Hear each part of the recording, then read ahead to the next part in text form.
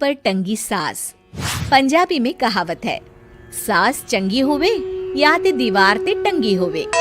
संगीता की शादी भी एक ऐसे ही घर में होती है जहां उसकी सास दीवार पर टंगी होती है। ससुर और पति शादी के पहले दिन उसे सास के फोटो के सामने ले जाते हैं, जहां ससुर जी कहते हैं, बेटा संगीता, ये तुम्हारी सास थी, बहुत नेक और भली, लेकिन थोड़ी गुस्सैल थी। गुस्सा आने पर सब तहस नहस कर देती थी, पर अब ये इस दुनिया में नहीं है। हाँ संगीता, माँ होती तो तुम इनकी कोई बात टाल नहीं सकती थी, वरना तो माँ घर में भूचाल ले आती।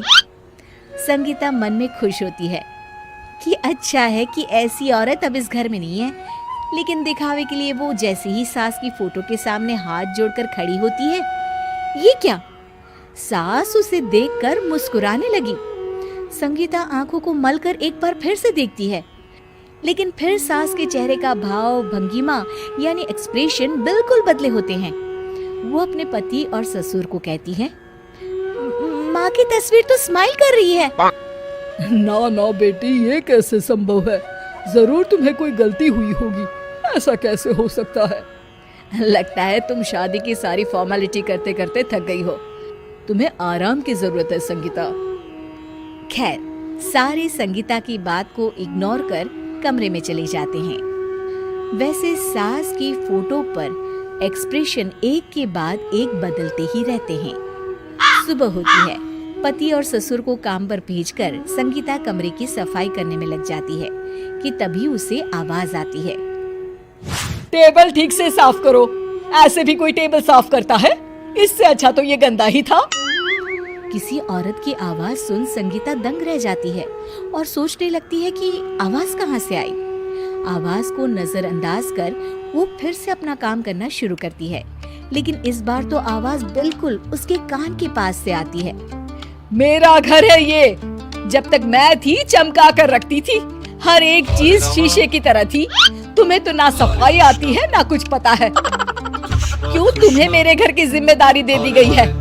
पता नहीं तुमने मेरे बेटे को क्या दिखाई दिया। मैं होती तो एक से बढ़कर एक लड़कियों की लाइन लगा देती।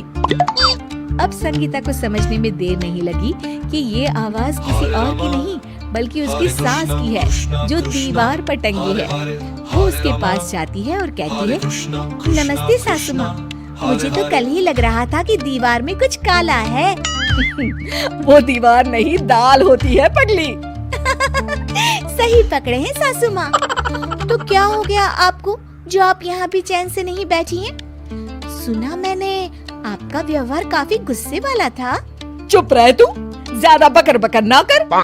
घर का काम करना तो आता नहीं, आई है मुझसे बहस करने। हाँ देखिए सासू माँ, मैं आपसे साफ साफ कह देती हूँ, मुझसे पंगा लेने की कोशिश मत करिएगा। तभी पीछे से संगीता का पति आता है। अरे संगीता, किससे बात कर रही हो? कौन है वहाँ? संगीता की सास की फोटो फिर से पहले जैसी हो जाती है। आपकी माँ से कह रही थी कि मुझे काम करना आता। अरे संगीता, माना सास के ताने हर बहू को अच्छे लगते हैं, लेकिन यहाँ तो माँ है ही नहीं, तुम तो फोटो से ही। तुम भी लाजवाब हो संगीता। किसी को विश्वास नहीं होता कि संगीता अपनी मरी हुई सास की फोटो से बात करती है। वहीं आए दिन संगीता की सास संगीता को किसी न किसी बात पर आते जाते ताने देती।